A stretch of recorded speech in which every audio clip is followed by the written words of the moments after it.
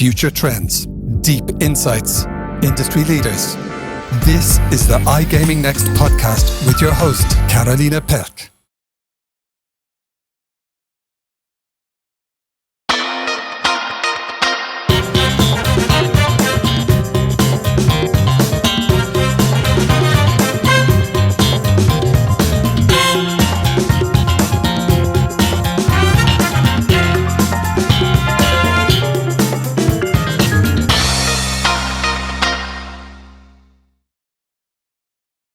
Good afternoon, everyone. My name is Karolina Pelc. I'm a host for iGaming Next and also a founder of a Beyond Play, small startup in a gaming space.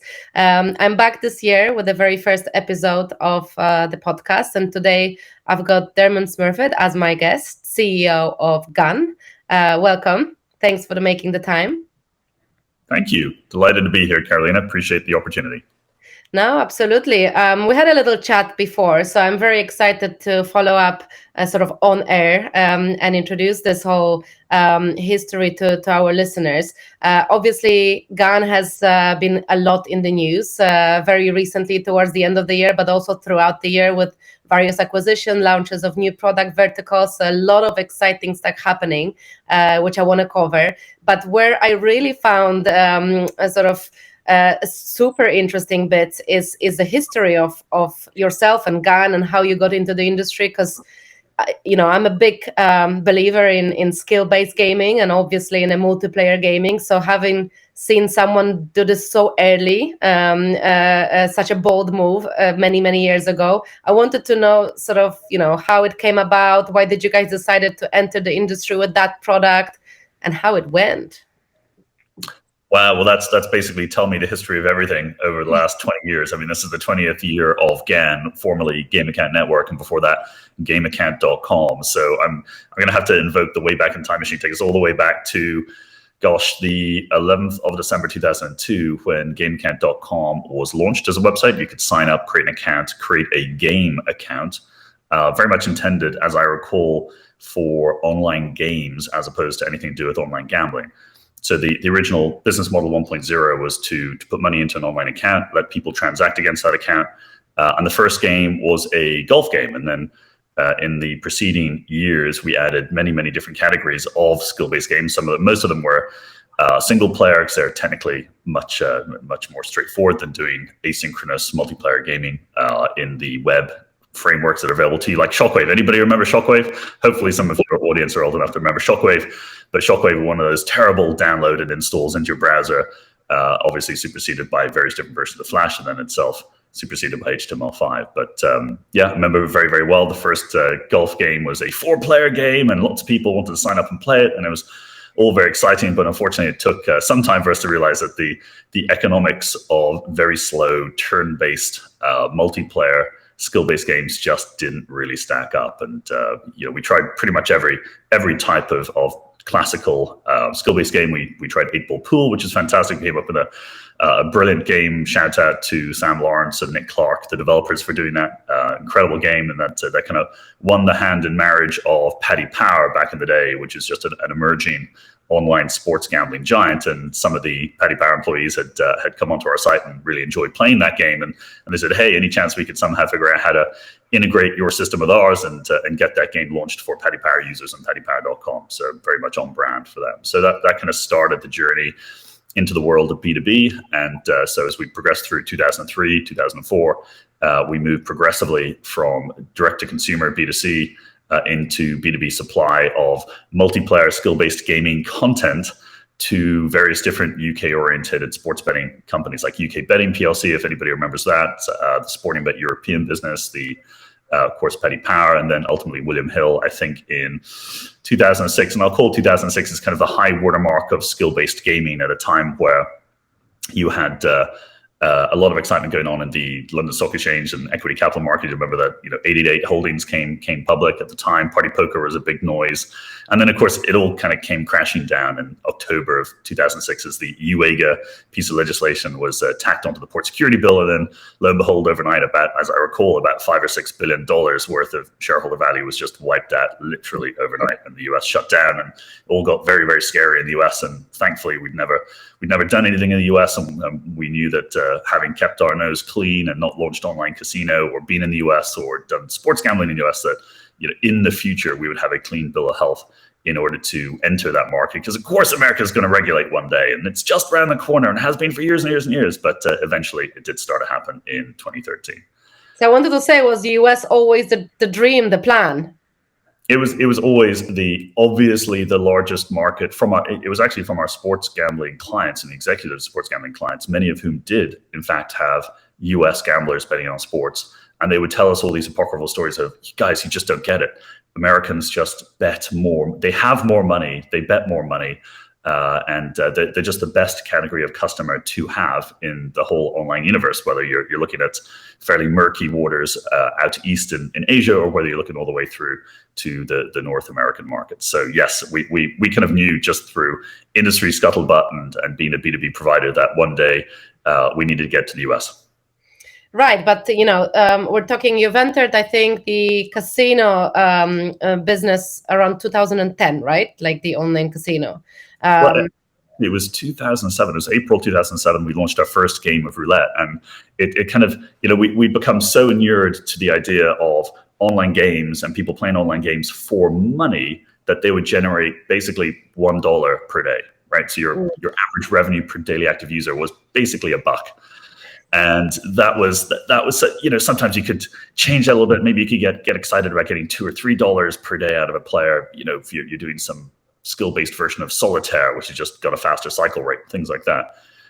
So we spent an enormous amount of time and intellectual energy, and obviously shareholder capital, in order to try and really extend what was then believed to be pure skill into skill and chance games. So we did backgammon, rummy. We did it. We pushed the envelope to a degree. Multiplayer blackjack tournaments, which kind of increased the skill level in blackjack. But it was all, at the end of the day, nothing really changed, because at the most basic fundamental truth that cost us a lot of money to figure out, and I'm happy to offer it up for free, multiplayer skill-based games where you have a skill, where there's a significant requirement of either mental or physical skill, you've got multiple issues. You've got cycle rate, the sheer amount of time required for a transaction to take place that you can take a percentage from. You've got the fact that the moment you introduce skill, then you've got a very real issue between distribution of money between individual players. So, your top 1% are always going to be uniquely, bizarrely skillful because they happen to be, students with a huge amount of time on their hands to practice this game, or whatever the reality is. And the fish and the shark syndrome from poker. It's a way more exaggerated version. Texas Hold'em poker is the perfect game from the standpoint of you can make, again, anecdotally, you can make $20, $30 per player per day because the money moves from the 99% of players to the 1% of players very, very slowly. The money has to move back and forwards many, many times, creating the rake or many, many rake opportunities before the 1% has finally got the 99% money. So that, again, as you say, the fish versus the sharks. So we, in April 2007, we actually launched our first, September 2007, with the Gambling Act being implemented in the UK, we launched our first roulette game. And I think day one of roulette, day two, we woke up, checked the numbers, and I think I was on the verge of tears at one point, realizing, oh my gosh, I've been spending all this time and energy on multiplayer games of skill. But the truth of the matter is, at least continental Europe is very roulette orientated, and the UK is obviously very blackjack orientated. So we quickly followed up with blackjack. But you make $50 to $70 per day from roulette and blackjack, versus your one scratching around trying to eke a living from $1, $2, $3 a day. Very different dynamics. But it's interesting to hear your perspective, because very often I hear from people, that the skill games haven't caught on, or the multiplayer games in the past, but mostly it's blamed that the adoption rate and technology challenges, whereas you are bringing it down to the pure economics. That is just, and not that they don't work, it's just it's not worth it versus the real money sort of more classic games, right? If you ever watch those Shark Tank programs, or any of those entrepreneurial programs, I always distinguish between products and companies. That skill-based gaming and a portfolio skill, it's a product. It's not a company, because the economics of the product aren't strong enough to support the build out of a company. But what we did do is we invested our shareholder capital in 2002 to the 2007-8 era in building the technology system, the accounting system, the back office system. So we had a platform as a concept, and then creating multiplayer gaming frameworks, which were very, very highly valued by B2B sportsbook operators who ultimately wanted, in a Cambrian-esque explosion period of product, they wanted to have all the different products available. They didn't want their gamblers to have a reason to leave them to go somewhere else. So, they started with a sportsbook, added online casino, added poker, added bingo, added skill games. They just wanted to have as many products as possible. They were the supermarkets and we were just one aisle in the supermarket.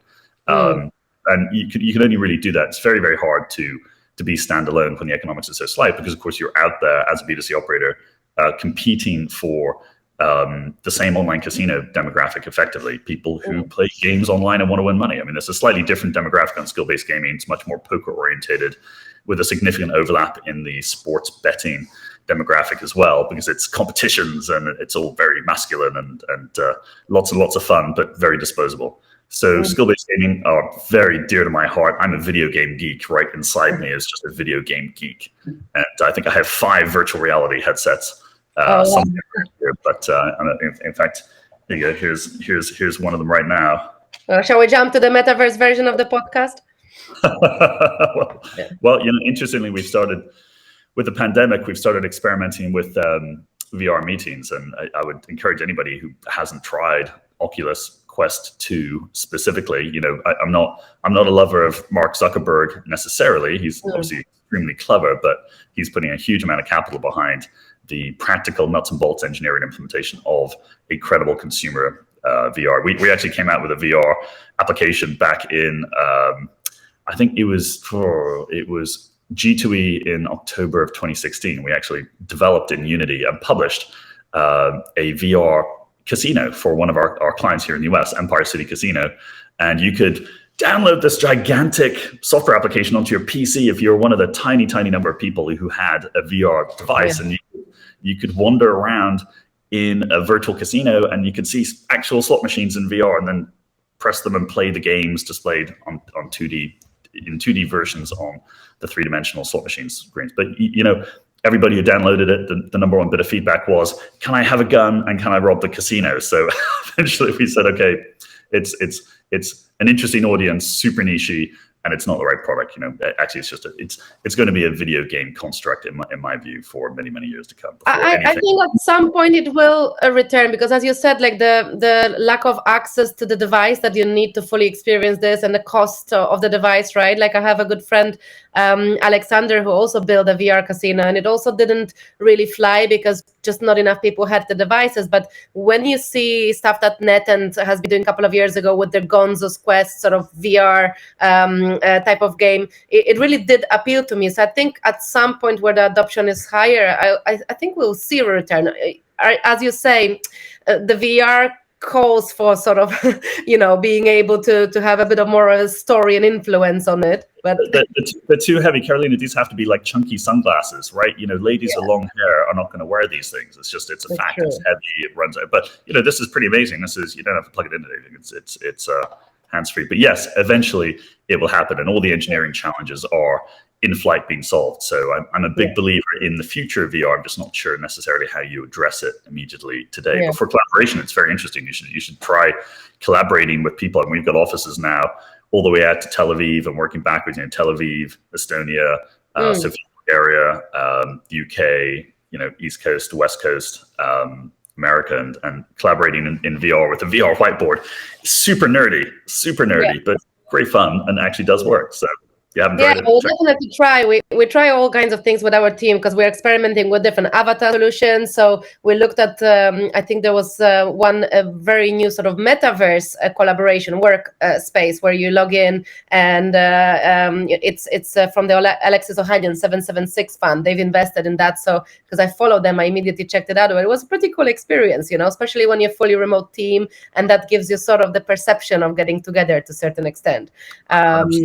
Yeah, I wanted wanted to PIs because, again, social, you said economics lower per player and so on. But what would you say about the retention rates? Is there a case in saying, the earnings per player per day are lower if you look at it, but the return rates are very different. The loyalty rates is a completely different beast when it comes to social gaming. Yeah, and also if you think about there are no real VIPs in skill-based gaming, right? You just the average bet was $5 and people would play, and it was the economics were constrained by time. So people ultimately only have a certain amount of disposable time.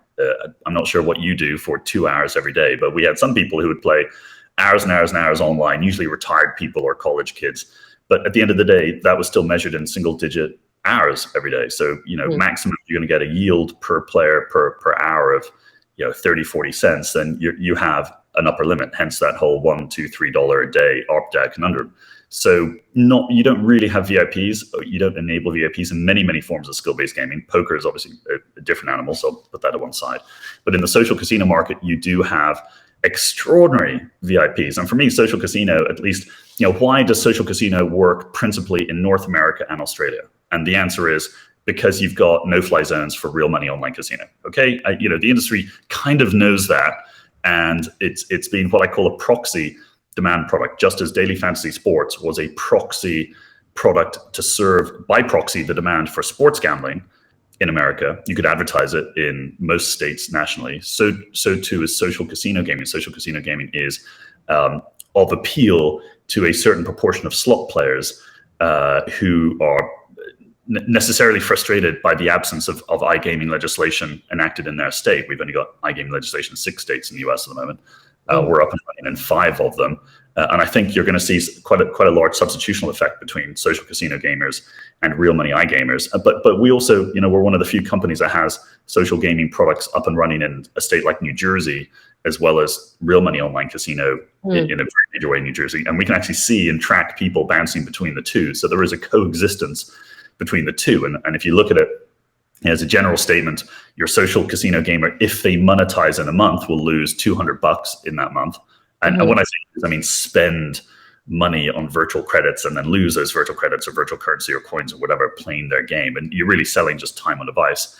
But a real money online casino player will play not just 2 or 3 times in a year, 2 or 3 months in a year. Your online casino players is prolific, very prolific. And they're going to lose $400 or $500 in gross gaming revenue in the online casino every month. So it's a very, very interesting, different dynamic.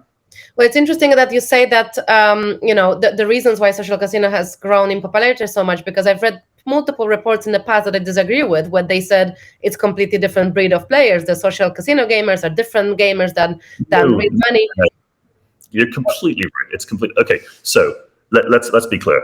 If you're a social casino executive, you want to be able to say these are not retail casino gamblers. Okay, that's what you want to say, because you want to basically say you're in the video game industry. No, we're not gambling. You fear the threat of regulation. Yeah. And I remember being marched into the offices a few years ago of a big casino operator that owned a social casino, and I was sat down and I was lectured by the general counsel saying, "You must stop calling your things simulated gaming." I'm like, "What? It's simulated gaming? Of course it is." "No, you must stop calling your B2B social casino product because you are associating us with this retail casino industry." I said, "Guys, you're in the retail casino industry, right? We know the truth and you know the truth. You're just trying to hide the truth from view, which is the vast majority of your revenues comes from a substantial minority of your players, many of whom, if not the substantial majority, are retail slot players of America." And that is just the truth. So to give you a sense of it, 15% of social casino players are people who regularly frequent retail casinos, and it's an extension. It's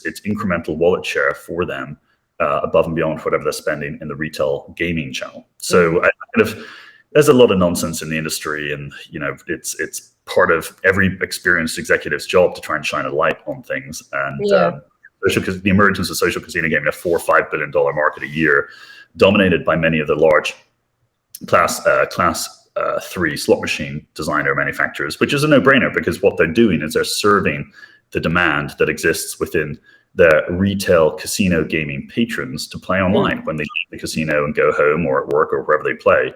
And it was, for me, social casino was always a no-brainer, that it will eventually be dominated by the people with the content, the people with the content and the slot games that are present on the retail gaming floors. And I made that prediction several years ago and nobody paid attention, but I think that's exactly what's happened. And you can look at Playtika and say, well, how come Playtika is so successful? Well, they got to market really early. They defined the market, in my view, but they also had a lot of games that were eerily similar to all the big slot machines in casinos in America. So if you're one human being who loves to play, an Aristocrat slot or a Scientific Game slot or an IGT slot or wherever in your local casino, and you go home, well, suddenly to replicate that experience, you got to download the SciGames app, the Aristocrat app. You got to go download a whole bunch of apps onto your phone to get access to the games that you really like and want to play.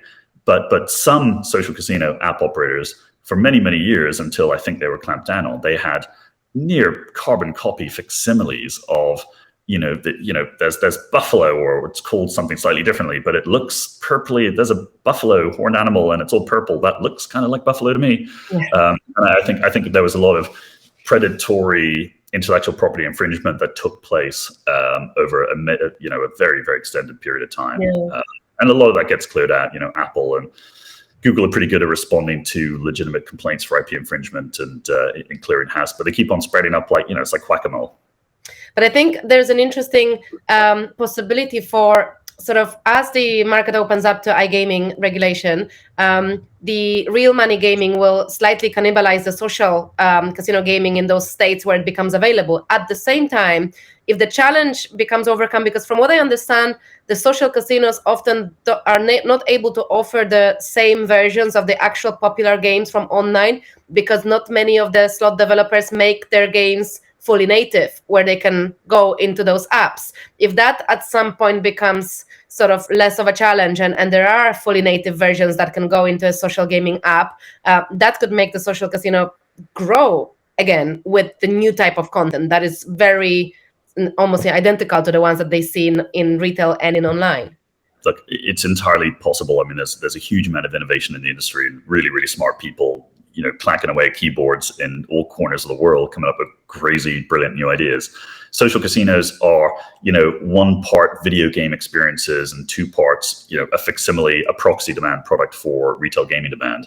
But if you look at most social casinos, you look at the games and game math, the game math engine is going to be completely different to a regulated real money casino slot game math engine, right? So, we've all heard the stories and we all know the truth. Many, many social casino operators have dynamic math models and all kinds of tricks to effectively accelerate the consumption of the virtual credits that they're in the business of selling.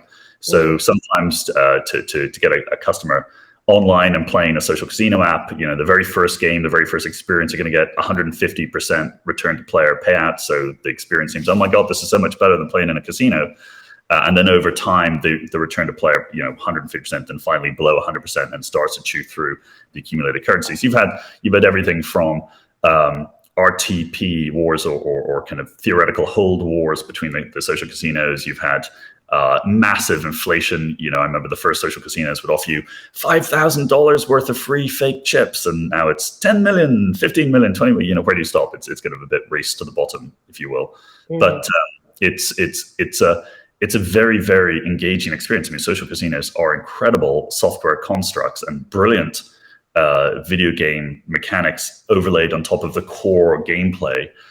So I think there's still a lot of incredible smart innovation in the social casino market. But it does feel like it's not as explosively growth oriented as it was if you go back to really the early social casino years of 2009, 2010, 2011. And I remember coming across an executive at one of our fabulously indiscreet conferences that happen from time to time in the industry, and asking him about his experience. And he was a exec at a big social casino operator. He said, yep, we've acquired all the real money monetized players in social casino in America. Our job is just to reacquire them. So there's this constant reality of marketing. When you talk about day 1, day 28 retention, you're always out there, not just acquiring customers, but reacquiring them on different devices with different social casino apps, maybe with a different game brand leading to get them back in. So, it's a fascinating industry. It's a $4 or $5 billion a year industry in North America alone, and there's some wildly successful social casinos out there, and many of the slot machine manufacturers have done an incredibly good job moving into that space and ultimately dominating that space. Talking about sort of creative people and math, I want to take it to your very recent news. Raf and Silverback Gaming. Raf is a good colleague of mine. He is a math guy, as everybody knows him.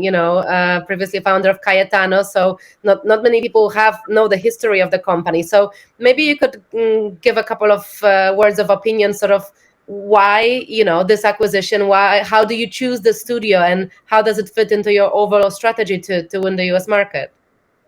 Okay, so best and simplest way to understand GAN, the original US B2B business, which is still at the core of the business today, is that we're the plumbers of the industry, right? We are the guys deploying our platform, our PAM, our Super RGS in all these different states, and we are delivering content or operating the technology of a platform for our clients here in the US. And we've got a platform that's stood up now and operating right now today across 9 states, of which 5 of them are iGaming states, all the key iGaming states, Pennsylvania, New Jersey, Michigan, Connecticut, and so on and so forth.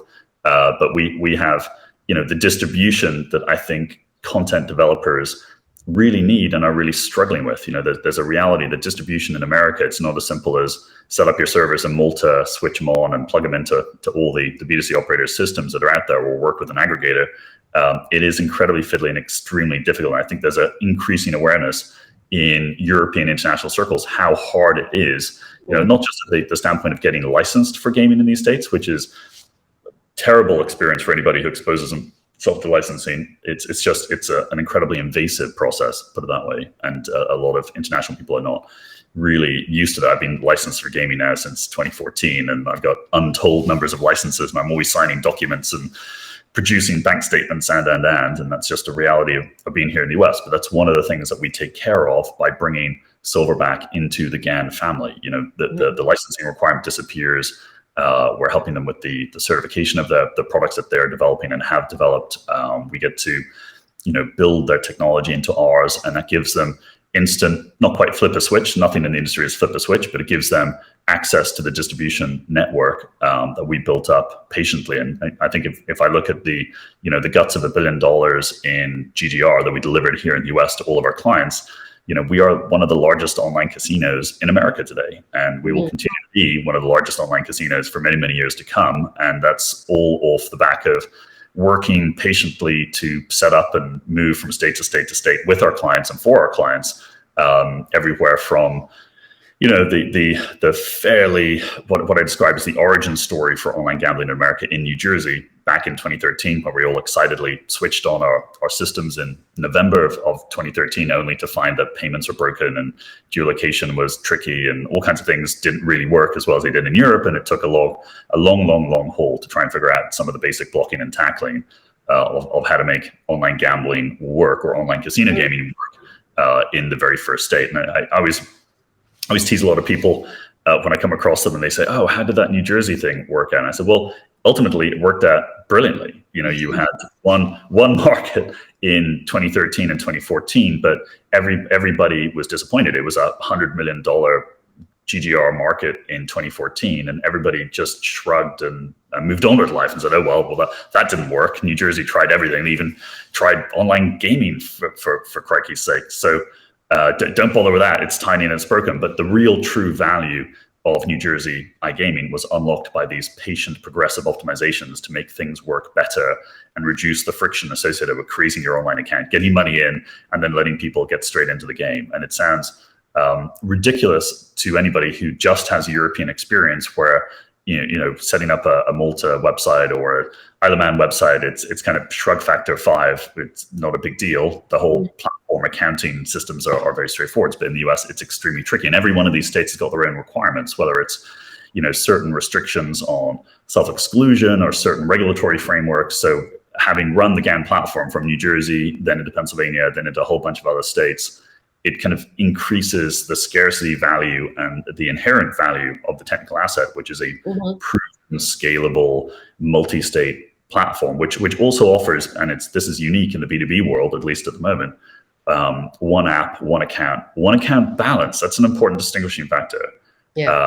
Any product. So as all these states regulate and switch on, particularly for sports gambling, you're beginning to go from a situation where you had one state over here, another state over here, and it was a patchwork quilt, and they were all separated by if you like, a black ocean of absent regulation. But now you're getting states, very large population centers that shift like the sands in a desert from one state to the next.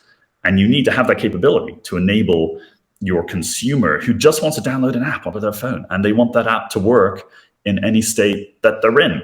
If gaming regulation or online sports betting regulation exists. So that took us, we premiered that capability in 2019, and we've been optimizing it for the last couple of years. But that's probably one of the things that in the deep back office of GAN we're most proud of, that one app download, one account balance, any product that's supported by the state capability. It's tricky stuff. Mm-hmm.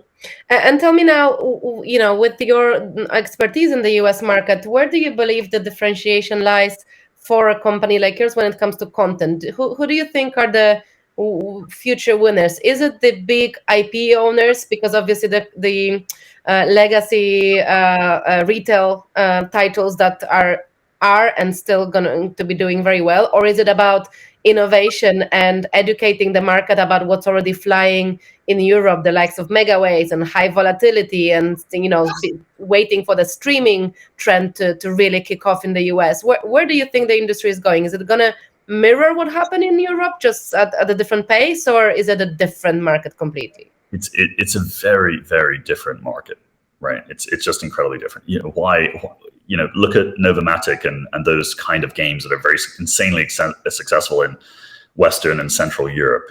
Those games reportedly, allegedly, my lawyer would tell me to say that, don't work in the US. They're just different games. You're presenting different game types that Americans are not used to. Americans are used to the kind of games that have been produced by American and Australian slot machine manufacturers. So you've got the core of the truth is that those retail slot machine games that have been available in the retail channel for years and years and years, that's the default template for games, game types, math models that the American consumer wants to play online. So there's kind of core demand just to play the same game they know from the retail channel in the retail casinos online. So that's kind of at the core of the consumer demand. But of course, over time, you will have all the innovations and all the mechanics and all the different things that have made games break through and propel companies to great successes. Innovation in maps, innovation in features. I think a lot of them will happen here in the US over time. That's one of the key drivers of bringing Raf and Ivo and their team at Silverback into the GAN family, because they are some of the most experienced, capable game mathematicians and designers that we've ever come across in 20 years. And we're delighted and privileged to welcome that team to the family and make their aspirations for their own growth happen and give them access to our distribution. So it's kind of hands off the steering wheel, let Raf and the team build great games designed for specifically to bring the great innovations that you've seen in Europe into the US in a very real way. So I'm already delighted with the quality of the games that are playable on their website, and some of the stuff they're coming up with is incredible, very, very high quality, and we're really looking forward to getting their portfolio stood up and running. But from a game content distribution standpoint, Raf and Ivo are what I call the innovators within GAN, right? The thought leaders in GAN. But secondarily, they get to benefit and slipstream on the existing fundamental demand for the Ainsworth slot games that we've taken exclusive control of from a distribution standpoint in the US over the course of the next 5 years. Ainsworth, great company. I've known the people there for many, many, many years. Danny Gladstone, Jason Lim, brilliant people, great people to work with. And we've got a very, very tight strategic partnership to let them focus on what they're brilliant at, which is designing really good online specific versions of their fantastic retail slot machines and bringing them live. And if you look at the map, really you've got IGT, Cygames, they're there. Every is there. The old multimedia games. If you ever came across their titles out of their Austin studio, great quality. So the slot, I think, and Konami is there as well. Incredible technologies. So most of the retail slot machine manufacturers have dipped their toes in the water. Very few have gone scale. IGT already had scale from the European business. Cygames obviously already had scale. But where's Aristocrat? Aristocrat still hasn't launched any game titles recently, as far as I'm aware, and for sure they're coming. For sure they will be building out their online content, and there will be a fabulous portfolio available in due course. But in the meantime, we are bringing the Ainsworth slot content online in very real scale. I think they've got just under 100 game titles right now, which is a big portfolio in the US. In the US, a big portfolio is 200, 250 slot titles, because the time required to build a portfolio, get it certified, graded and distributed is just excruciating. It's excruciating. It shouldn't be this hard. Yet it just is. And it is because it's an intrastate market environment. You've got individual fiddly regulators. You've got constraints on certification over GLI. You haven't got, GLI is a much, much bigger presence in the US than it is necessarily in Europe. I think in Europe, you have a lot of choice between who you can use to certify your games.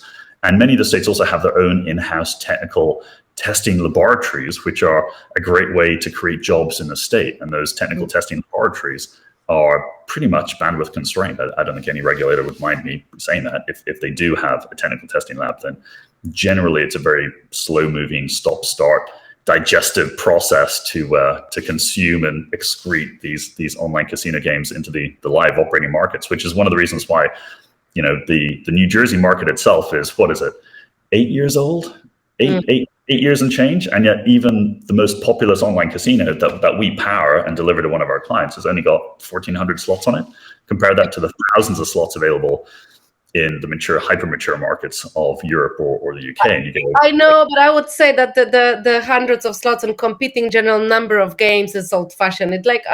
Majority of these games are not utilized. So you'll have the 1,400 slots portfolio, and unless there is a VAP playing some old-fashioned, favorite game, probably 300 of them are being played on a monthly basis. So I would say that those, the trend is right now, for some games being decommissioned from site because they just there's no space for them any longer, and it's just the maintenance of APIs and so on. It's tiring for operators. But I wanted to say what I agree with you on that you've got a perfect combination, because what I've seen in markets like Asia or Germany, where they were also very, very different, right? There was Novomatic and there was Gamomat highly dominating the market, and then all of a sudden you start to see Red Tiger and Yggdrasil creeping in and starting to take market share. In Asia, I remember 10 years ago, people told me that slots are never going to work unless they have 99%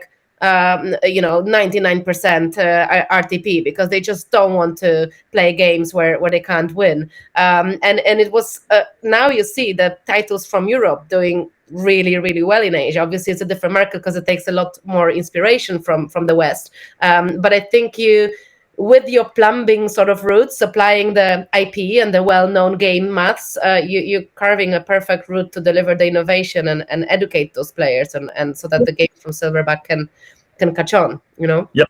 And Raf and Evo and the team of Silverback, they are the innovation engine room of GAN, and our job is just to make them comfortable and happy and let them expand their team and get the content stream at the door later on this year, which I'm super excited to get their titles live. But in the meantime, we got the Super RGS is stood up. That's just the GAN platform enabled to perform as an aggregator, Super RGS, and it's available for any game developer that has their own RGS. If they want to hook it up to our Super RGS, they can. It's not a problem. We can enable the distribution in the pretty normal economic manner that you see in other European markets. We've got a very, very long, what I call the sales pipeline or order taking, because everybody wants the Ainsworth content specifically and other content that we provide and supply. So we're just in the process of continuing to extend our distribution network from our platform clients that lean on our platform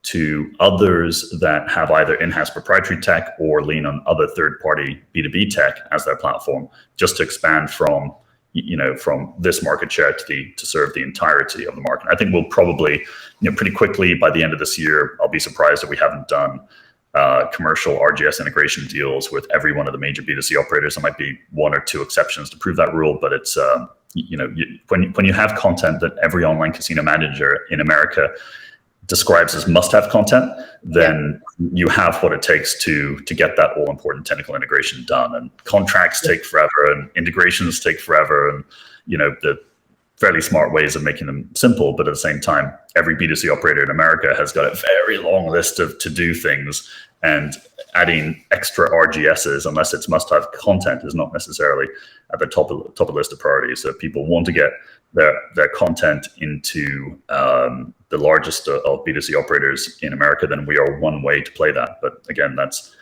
between me, the market forces, and all the other third parties looking to get in. But I think Silverback is a great piece of evidence to suggest that it would be smart for certain developers to go, you know what, I want to go and join a company like GAN, as opposed to try and continue to forge an independent path. And that's not the right course of action or thought process for many people. But from a cultural standpoint, I think Raf and Evo, and the fact that there's a team in Bulgaria there, and we've already been in Bulgaria for many years with a substantial team and presence, was enormously helpful. And I think at GAN, our culture is very open and apolitical, and we just have a get shit done and get it right first time kind of mentality. And most of the time we get it done. But we're an Irish, American, Italian, Bulgarian, Israeli, Estonian combine. But the one thing that unites us all is just the shared belief that we can and will win here in the US, where we've laid the foundations for spectacular growth over the last few years. And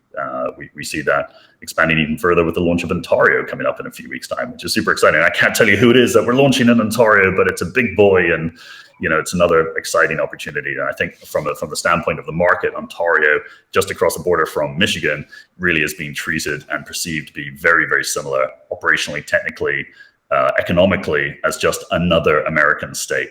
Whether that's right or wrong, we'll see. Got to make sure that all the enforcement happens and the offshore guys don't continue to serve people in Ontario, but that's up to the regulator. It's not up to us. But if they do a good job of enforcement, then Ontario will be a very substantial market over time. So tell me now, where does the Coolbet fit into the whole grand scheme of things? Coolbet is one of the smartest group of people I've ever come across. I mean, this is an incredibly bright mixture of Norwegians and Estonians who got together back in 2014, 2015, and just decided to build something better. And they build something better. And by the way, I'm paraphrasing, the fantastic founder and the founding executive team would do a much better job. So I will pray forgiveness for any omissions or errors in the retelling the history. But they set out, this was the team that started Nordic Bet and exited that very successfully and built this business very much on the premise of, we think the sports gambling experience can be so much better than it was possible to be 10, 15 years earlier, when sports gambling was really being designed for the first time. And I think the risk management system, liability management systems are, many of the developers who designed and developed them, this is their fourth, fifth time developing risk management systems. So you've got kind of the back office, which is incredible. You've got the front end, and most importantly, the sports betting engine and platform that powers the front end is incredibly capable at creating a highly engaging social experience in a way that very few other sports gambling operators have been able to deliver to the consumer. And one of the reasons for that is it's very hard to make significant architectural changes within what I call legacy old systems that were designed maybe in 2004 to 2010 era. Very different technology choices being made because those were the only ones available. So developing the architecture to power the consumer betting experience is very difficult if you don't start with a very clear, expansive vision with modern, flexible technology on day one, which is exactly what they were able to do. And they built a fantastic experience available at Coolbet.com outside of the US. I think they're operating in 10 countries in European and markets. They've had great success in Latin America and in particular. And I think a lot of that is powered by the extremely interesting front-end consumer features that are available. Transparency, where the bets are being placed, where the weight of money is on the book. You've got a stream of bets coming into the system that are published for all to see. You've got all these features that appeal to the social media generation of young males, as well as the veteran old school gamblers who have a very different list of requirements. So it's very clever people, great direct-to-consumer business. Huge rapid growth coming out of Latin America. They've done an incredible job in 2021. And what we've done as a company, GAN, has again enabled some very smart people in Europe to bring their technology into the US. And we've since sold it. We've actually sold it now twice.